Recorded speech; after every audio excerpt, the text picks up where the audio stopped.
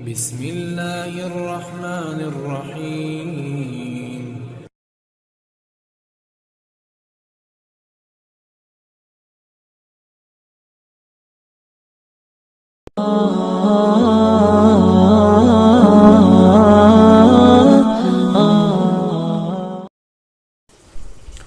Assalamualaikum warahmatullahi wabarakatuh.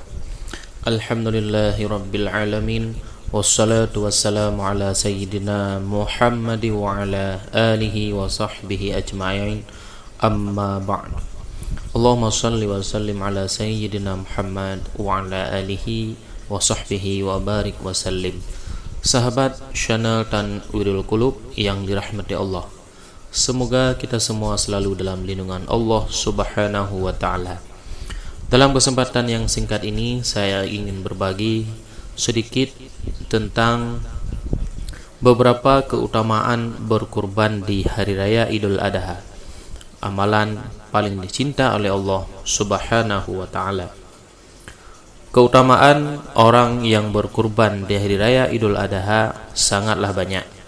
Oleh karena itu, apabila mampu, umat Islam disunatkan untuk melaksanakan ibadah kurban.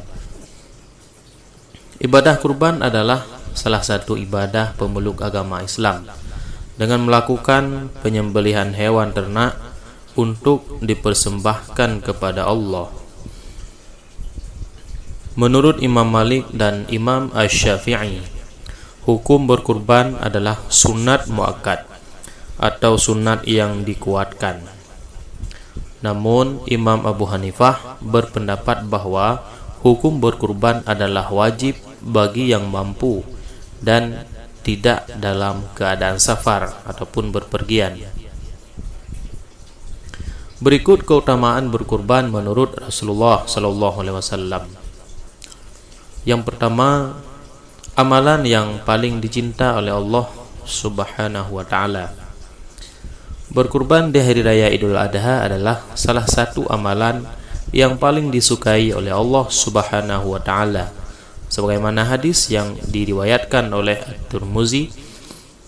Rasulullah SAW bersabda, yang artinya Aisyah menuturkan dari Rasulullah SAW bahwa beliau bersabda, tidak ada suatu amalan yang dikerjakan anak Adam atau manusia pada Hari Raya Idul Adha yang lebih dicintai oleh Allah dari menyembelih hewan, karena hewan itu akan datang pada hari kiamat dengan tanduk-tanduknya, bulu-bulunya, dan kuku-kuku kakinya.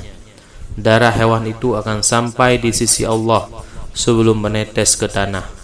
Karenanya lapangkanlah jiwamu untuk melakukannya. Hadis Hasan riwayat At-Tirmizi. Yang kedua, mendapat pahala berbagi. Orang yang berkurban dan dilaksanakan dengan ikhlas semata-mata demi ridha Allah Subhanahu wa ta'ala juga akan diberikan pahala berlipat-lipat.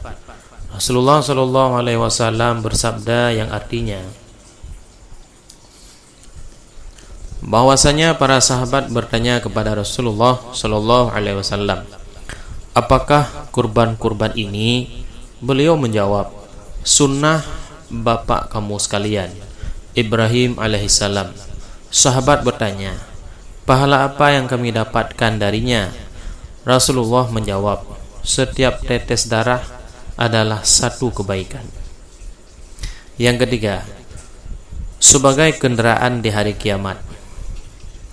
Keutamaan berkurban, ianya menurut Abdul Ala Al-Mubarakfuri, yakni akan datang pada hari kiamat nanti, hewan yang dikurbankan akan mendatangi orang yang menyembelihnya dalam keadaan utuh seperti di dunia. Setiap anggotanya tidak ada yang kurang sedikit pun, dan semuanya akan menjadi nilai. Kemudian hewan tersebut digambarkan secara metaforis akan menjadi kendaraan untuk berjalan melewati sirat. Yang selanjutnya yang merupakan keutamaan dari berkurban adalah untuk menghilangkan sikap egois.